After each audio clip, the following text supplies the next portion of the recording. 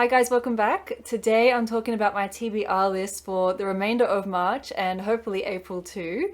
Before we dive in, I want to let you know that I'll leave links to all the books that I mentioned today in the description box below, so if you're interested in any of them, please check out my links. Please also don't forget to like and subscribe, and with that, let's dive right in. There is a lot of construction going on outside at the moment, so hopefully it won't be too loud. I want to start off today by talking about the two books that were on my original TBR video that I still haven't got to read but still want to read. The first one is Gone Girl by Gillian Flynn. As I'm sure I mentioned in my previous TBR video, every now and then I just get this inkling to read a bit of fiction. Most of the books that I read, well, in fact 99% of the books that I read are non-fiction, but yeah, every now and then I just feel like a good story. And I've seen Gone Girl around so much. I think it's been around for like 10 years or so, and I think it's a bestseller. And it was on my original TBR list, and I still haven't read it, and I want to, so it's still there. And I think actually after the book that I'm currently reading, which is Mal's Last Dancer, which is so good. I'm going to do another video on that one when I finish it. I think I might be ready for some fiction, so looking forward to reading Gone Girl when I finally get to it. The second book that was in my previous TBR list that has made it to this list as well is Think and Grow Rich by Napoleon Hill. This one's a classic and I just really want to read it, but I'm not super keen on reading it. It's kind of like a, in the background, I'll get to it one day.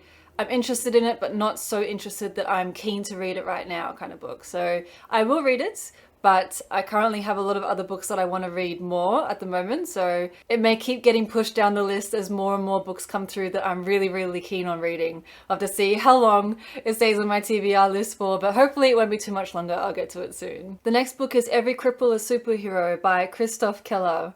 This book I actually found in the library. I never heard of it before or seen it before, and I just came across it and picked it up, and it looks really interesting. From reading the description, Christoph Keller is a person with a disability. I believe he was born with a disability, but as his life has gone on, it has progressed, and he has basically over time lost the use of his legs. And so he first started a life without being dependent on a wheelchair, and now he is. And the book seems to be a whole collection of stories and thoughts and feelings just about his life and his experience living with a disability. And it's not a topic that would typically interest me, but in the last 6 months, I actually have started work as a disability support worker. And it's a new job that I actually am really enjoying. And I think that this book will be a really nice addition to my work as a disability support worker. And I'm really excited on learning another person with disability story. I'm excited to learning how they cope and manage a disability in a day-to-day way. And I just got the impression that Christoph seems like a really creative, thought-provoking writer as well. It's just the impression that I got from the blurb of his book and from kind of flicking through it too. So I'm excited to read this book, and it is next after the one that I'm reading at the moment, mainly because it's due back at the library soon. The next book on my TBR list is Diary of a Bookseller by Sean Bithell. I want to read Diary of a Bookseller because I actually came across another of Sean's books called Remainder of the Day at the library the other day, and as I was flicking through Remainder of the Day, I got to understand that Sean is the owner of a bookstore, and he seems to have a whole bunch of books that he's written about his experience as the owner of this bookstore. I think in Scotland it is. And the impression that I got from flicking through Remainder of the Day is that Diary of a Bookseller, oh my god, there's birds outside. The impression that I got is that Diary of a Bookseller is actually Sean's original first book. And even though I was holding Remainder of the Day with me at the moment in the library, I kind of wanted to start reading Sean's books, I guess, from the original book. I hope all of that kind of makes sense. But basically, Diary of a Bookseller is Sean's original book from what I could tell. So while I was at the library, I had a look to see if they had it, and they do, but it was on loan. So very sadly, I wasn't able to borrow it on the spot, and instead this book has ended up on my TBR list. I'm gonna go back to the library probably next week, and I'll have a look again to see if it's there. If not, I might actually just purchase this book, because flicking through Remainders of the Day, it seems like Sean's style of writing is just very brief and punchy, but also really emotional and almost dreamy in a way. Like the way the book was structured just seemed to be really appealing to me. And so I'm really hoping that Diary of a Bookseller, which is, I believe, his most successful book, I think, or at least his original book, I'm hoping that's written in the same way and